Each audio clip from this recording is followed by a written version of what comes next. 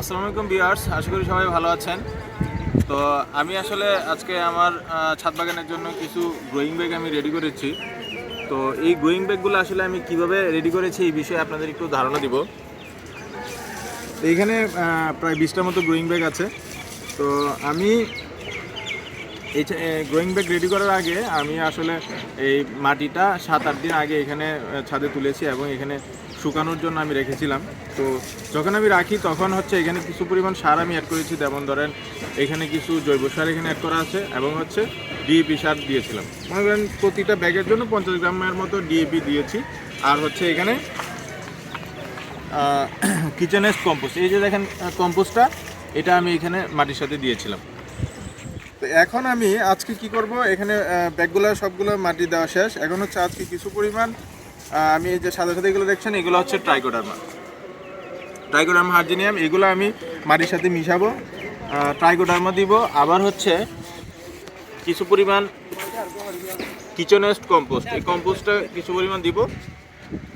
আর দিব হচ্ছে এটা হচ্ছে কোকোপিট, কিছু পরিমাণ কোকোপিট দিব। কোকোপিট আর হচ্ছে কিচেন ওয়েস্ট কম্পোস্ট, কোকোপিট আর মাটিটা সবগুলো একসাথে মিশিয়ে এভাবে রেখে দিব। মূলত কোকোপিটটা দিয়ে দেওয়ার কারণ হচ্ছে কোকোপিটটা দিলে উপরের যে মাটিটা, এটা আপনি যখন পানি দেবেন পানিটা সুন্দর ধরে রাখবে, তো গাছও আপনার পানিটা পাবে, পানির ঘাটতি হবে না। এটা হচ্ছে কথা। তো আরেকটা বিষয় হচ্ছে আমরা আমাদের ছাদ বাগানের জন্য মোটামুটি মাচাটা সম্পূর্ণ রেডি করে ফেলেছি। তো এখন হচ্ছে আগামীকালকে এই গ্রোয়িং ব্যাগগুলো আসলে এগুলো সারি করে এখানে বসাবো। তো এই গ্রোয়িং ব্যাগগুলোতে আমরা আসলে তরমুজ, শসা, করলা এবং হচ্ছে ঝিঙ্গা চিচিঙ্গা এগুলোই আসলে লাগাবো। এগুলো মূলত রমজানকে টার্গেট করে আমরা লাগাচ্ছি। রমজানও খুব কাছাকাছি, তো রমজানের সময় আমরা আমাদের বাগান থেকে যাতে তরমুজ খেতে পারি, এটার জন্য আমরা এখানে তরমুজ লাগাবো।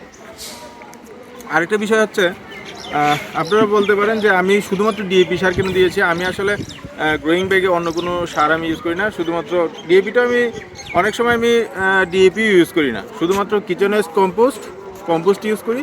আর হচ্ছে গাছ যখন হালকা একটু বড় হয় তখন আমি আসলে এনপিকেএস একটা সার আছে, এই সারটা আমি আসলে স্প্রে করি।